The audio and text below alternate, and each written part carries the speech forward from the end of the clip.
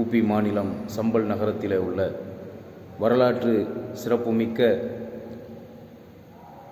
ஷாஜி ஜும்மா பள்ளிவாசல், அந்த பள்ளிவாசலுடைய போராட்ட களத்தில் பள்ளிவாசலுக்காக 3 சகோதரர்கள் காவல்துறை நடத்திய துப்பாக்கிச் சூட்டில் உயிரிழந்திருக்கிறார்கள். ஊபி மாநில காவல்துறை நடத்திய அந்த துப்பாக்கிச் சூட்டில் 3 சகோதரர்கள் பள்ளிவாசலுக்காக, அல்லாவின் இல்லமான மஸ்ஜிதுக்காக தங்களின் உயிரை தியாகம் செய்திருக்கிறார்கள்.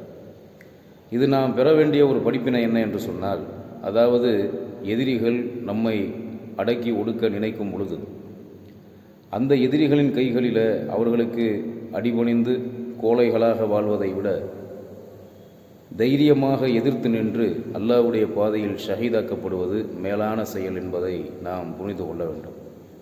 வலா தக்கூலு லிமா யுக்தலு ஃபி சபீலில்லாஹி அம்வாத் வல் அஹ்யாவும் வலாக்கின் லா தஷ்ஊரூன். இன்னும் அல்லாஹ்வுடைய பாதையில் கொல்லப்பட்டவர்களை இறந்தவர்கள் என்று நீங்கள் கூறாதீர்கள். அவர்கள் மாறாக அவர்கள் உயிரோடு இருக்கிறார்கள். அவர்கள் எவ்வாறு உயிரோடு இருக்கிறார்கள் என்பதை நீங்கள் உணர்ந்து கொள்ள மாட்டீர்கள் என்று அல்லாஹ் குர்ஆனில் சொல்லுகிறான். 3 சகோதரர்கள் அன்னைக்கு நடந்த துப்பாக்கிச் சூட்டில் கொல்லப்பட்டிருக்கிறார்கள்.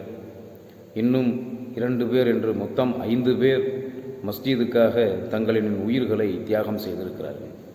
அல்லாஹ்வுடைய மஸ்ஜித் அவனை வணங்குவதற்கு மட்டுமே. அல்லாஹ்வுடைய மஸ்ஜிதை அபகரிப்பதற்கோ அதில் யாரும் கை வைப்பதற்கோ நாம் அனுமதிக்கக்கூடாது.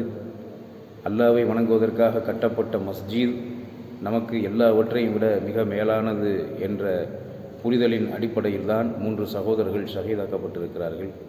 ஷஹீதாக்கப்பட்ட அந்த 5 சகோதரர்களின் குடும்பத்துக்காக, அந்த சகோதரர்களுக்காக நாம் அல்லாஹ்விடத்திலே துஆ செய்ய வேண்டும்.